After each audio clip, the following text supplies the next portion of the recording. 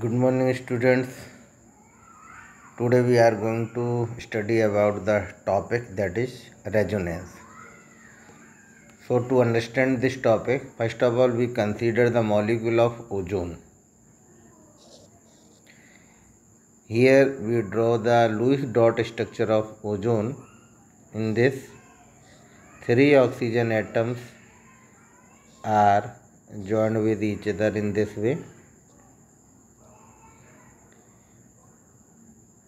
The central oxygen atoms is joined with 2 surrounding oxygen atoms, one with double bond and one with single bond. Okay, and one lone pair upon the central oxygen atom and 3 lone pairs of one oxygen atom and 2 lone pairs of on other oxygen atom. This may be in this way. Okay, oxygen, because there is no any difference in both oxygen atoms, so this double bond may be in between these two oxygen atoms and the single bond may be here. Okay, when the X-ray studies are done of the ozone, we should get the 2 bond lengths in this ozone. One that will be O double bond O and second O single bond O. Okay, so O double bond O, ठीक है, this is 121 picometer and O single bond O is 148 picometer. Okay, but in X-ray studies it is found that the ozone has only one OO bond length. Okay, and this bond length is equal to 128 picometer. It is neither equal to the OO single bond nor equals to OO double bond. So how it is possible? Now all the properties cannot be explained by one formula. अगर हम इस फॉर्मूले को लेते हैं तो कुछ properties ozone की हम एक्सप्लेन नहीं कर पाएंगे. अगर हम इस फॉर्मूले को लेंगे तो we can explain only some properties which can be explain on the basis of this one. कहने का मतलब ये है कि by the single Lewis dot structure we can't explain all the properties of a particular molecule. ठीक है ना. इस केस में क्या करते हैं, हम ये मान के चलते हैं कि all these structures are converting into each other. ठीक है, एक दूसरे में कन्वर्ट हो रही हैं. ठीक है, कैसे कन्वर्ट हो रही हैं? By the change in electronic arrangement. Okay, जैसे हम इस वाली स्ट्रक्चर की बात करें इसकी कि how can it may convert into this one, इसमें कैसे कन्वर्ट हो सकती है. So this may be by change in the electronic arrangement. Suppose this electron pair comes here to form the bond and from here this bond breaks and the electrons reaches to their 2 upon this oxygen atom. तो what will be the position of this one? तो ये इस तरीके से बन जाएंगे जो ये वाला है. ठीक है ना, हम इस तरीके से ऐसे यहाँ बना देते हैं. यहाँ पे अब इसके ये बॉन्ड ब्रेक हो गया ये वाला, तो यहाँ पे सिंगल बॉन्ड आ गया. ठीक है ना, और यहाँ पे इलेक्ट्रॉन्स कितने हो गए पेयर, 3 इलेक्ट्रॉन पेयर हो गए. ठीक है ना, और यहाँ पर डबल बॉन्ड क्रिएट हो गया. इसका मतलब ये डबल बॉन्ड हो गया, यहाँ पे 2 लोन पेयर्स हो गए. ठीक है, तो इस तरीके से ये दोनों स्ट्रक्चर आपस में इतनी तेज़ी से इंटर कन्वर्टिबल हैं कि ये जो डबल बॉन्ड करेक्टर है ये उसमें पूरे इसमें इस तरीके से स्प्रेड हो गया. ठीक है ना, इक्वली स्प्रेड हो गया, जिसकी वजह से क्या है, जो हमें बॉन्ड लेंथ इसमें एक्सरे स्टडीज़ में प्राप्त हुई जो ओ सिंगल बॉन्ड नाइदर ये वाली मिली नॉर हमें 121 मिली, ठीक है ना। इनके बीच की मिली है, कारण क्योंकि double bond character equally spread हो गया, कंप्लीटली दो ऑक्सीजन एटम्स के बीच में नहीं है। तो that's why we got this 128 picometre of the bond length, ठीक है। अब हम इसी में दूसरा मॉलिक्यूल कंसीडर करते हैं, कार्बन डाइऑक्साइड, ठीक है।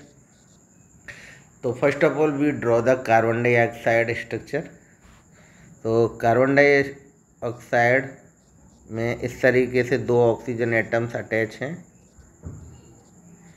और इस तरीके से ये लोन पेयर्स हैं, दो लोन पेयर्स हैं दोनों सराउंडिंग ऑक्सीजन एटम्स पर, ठीक है। अब हमको जो C double bond O length है, अगर हम इसकी एक्सरे स्टडीज करें तो हमें यहाँ पे 2 C double bond O bond length मिलनी चाहिए और उसकी जो लेंथ है वो हमको 121 पिकोमीटर मिलनी चाहिए, लेकिन इसमें ऐसा नहीं होता, ठीक है ना। इसमें जो बॉन्ड लेंथ हमको मिलती है वो लगभग 115 पिकोमीटर के आसपास मिलती है, ठीक है ना। तो उसका क्या कारण हो सकता है, तो उसको हम रेजोनेंस की हेल्प से एक्सप्लेन कर सकते हैं। कैसे कि ये जो डबल बॉन्ड है इसमें ये डबल बॉन्ड ट्रिपल बॉन्ड में कन्वर्ट हो रहे हैं और सिंगल बॉन्ड में कन्वर्ट हो रहे हैं। मतलब अगर ये वाला जो लोन पेयर है, ये वाले जो लोन पेयर हैं, ये अगर इधर आ जाते हैं तो क्या होगा, यहाँ पर ट्रिपल बॉन्ड बन जाएगा। ट्रिपल बॉन्ड बन जाएगा तो इसके साथ में इस पर इस ऑक्सीजन पे नेगेटिव चार्ज क्रिएट हो जाएगा इस वाले ऑक्सीजन पे। तो इसको करने के लिए यहाँ पर ये ब्रेक होके इसके इलेक्ट्रॉन्स यहाँ पर पहुँच जाएंगे, ठीक है ना। तो यहाँ ट्रिपल बॉन्ड हो जाएगा, यहाँ पे सिंगल बॉन्ड हो जाएगा। तो इस वाले ऑक्सीजन पे पॉजिटिव चार्ज आएगा, सॉरी, ठीक है ना। इस पर पॉजिटिव चार्ज क्रिएट होगा और इस पर नेगेटिव चार्ज क्रिएट होगा। तो देखते कैसे बनती है वो थोड़ा सा स्ट्रक्चर। सी हमने ऐसे बनाया, यहाँ पे ये वाला बॉन्ड ये वाला ब्रेक हुआ तो यहाँ पे ऑक्सीजन के पास में 3 हमारे पास में लोन पेयर्स ऑफ इलेक्ट्रॉन्स आए और यहाँ पर ये जो है ये ऐसे यहाँ पे बना है तो यहाँ ट्रिपल बॉन्ड तैयार हो जाएगा ऑक्सीजन के बीच में और यहाँ ऑक्सीजन के पास में सिर्फ एक लोन पेयर ऑफ इलेक्ट्रॉन्स है, ठीक है। तो यहाँ इस ऑक्सीजन पे पॉजिटिव चार्ज क्रिएट होगा, ठीक है। इसी तरीके से अगर ये ट्रिपल बॉन्ड जो यहाँ पर आया है, ये ट्रिपल बॉन्ड इसके बीच में भी आ सकता है, तो उस कंडीशन में क्या होगा, ये इस तरीके से हम बना सकते हैं। यहाँ ये ट्रिपल बॉन्ड है, इस तरीके से यहाँ ये सिंगल बॉन्ड, यहाँ पे 3 लोन पेयर, इस पर नेगेटिव चार्ज और इस पर पॉजिटिव चार्ज, ठीक है। तो C ट्रिपल बॉन्ड जो है वो इसकी जो बॉन्ड लेंथ है वो 110 पिकोमीटर है, ठीक है। और C डबल बॉन्ड वो हमने बताया 121 पिकोमीटर है और C सिंगल बॉन्ड जो लेंथ है वो 143 पिकोमीटर है, ठीक है। अब हम देख रहे हैं जब एक्सरे स्टडीज करते हैं तो हमको ना तो 143 पिकोमीटर मिलते हैं, ना 110 पिकोमीटर, ना 121 पिकोमीटर। हमें जो मिलती है इनके बीच का मिलता है मैं जो है 115 पिकोमीटर। तो इसका मतलब क्या हम कह सकते हैं कि यहाँ कम्प्लीटली डबल बॉन्ड नहीं है, यहाँ कम्प्लीटली डबल बॉन्ड नहीं है, यहाँ कम्प्लीटली ट्रिपल बॉन्ड नहीं है, या कम्प्लीटली सिंगल बॉन्ड नहीं है।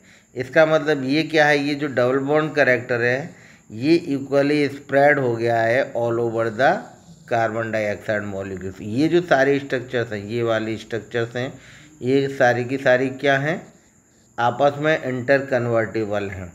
तो कहीं ट्रिपल बॉन्ड कैरेक्टर है, कहीं सिंगल बॉन्ड है, ठीक है ना। इस तरीके से क्या होगा कि ये जो सारे कैरेक्टर हैं उन सब की मिक्सिंग टाइप हुई है, this is called the resonance. और अल्टीमेटली हमको जो बॉन्ड लेंथ मिलती है 115 पिकोमीटर की, ठीक है।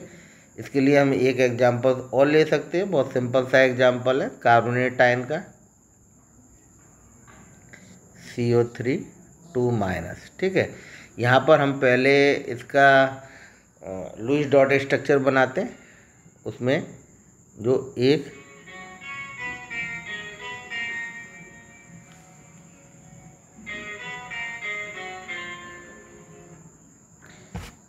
जो ऑक्सीजन एटम है,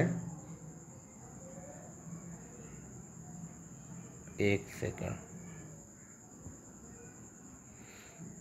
एक जो कार्बन है जो सेंट्रल एटम है वो 3 ऑक्सीजन एटम से इस तरीके से अटैच है, ठीक है।